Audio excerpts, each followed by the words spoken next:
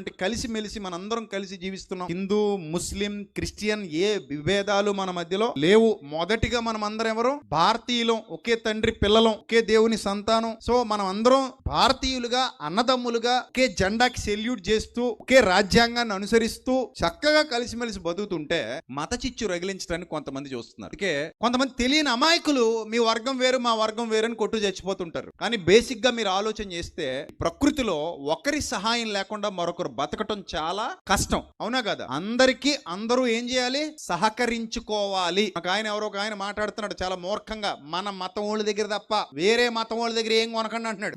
ఏం కొనకూడదట. అవుతుంది అది? రియల్ గా పాసిబుల్ అవుతుంది అది రియల్ లైఫ్ లో? యూట్యూబ్ లో సోజ్ చెప్పడానికి పనికొస్తుంది తప్ప రియల్ లైఫ్ లో అలాంటివి పాసిబుల్ అవ్వో. మనకు అందరూ కావాలి. మనం ఎవరితోనూ విభేదాలు వద్దు. మీ చుట్టుపక్కల వాళ్ళు, మీ బంధువులు, మీ స్నేహితులు అందరితో కలిసిమెలిసి ఉండాలి. మత విభేదాలు వద్దు మనకి, మత వైషమ్యాలు వద్దు మనకి, గొడవలొద్దు, కొట్లాట్లొద్దు, నరుక్కు చంపుకునే పరిస్థితులు తీసుకురావద్దు. హిందూ, ముస్లిం, క్రిస్టియన్ భాయ్ అన్నట్టే ఉండాలి. పాయింట్ ఏంటంటే మనము అందరితో కలిసిమెలిసి ఉంటాం, అందులో ఏ ఇబ్బంది లేదు. కానీ మత కల్లోలాలు, మత విద్వేషాలు రెచ్చగొట్టే వాళ్ళని హిందువులు గుర్తించాలి, ముస్లింలు గుర్తించాలి, క్రైస్తవులు గుర్తించాలి.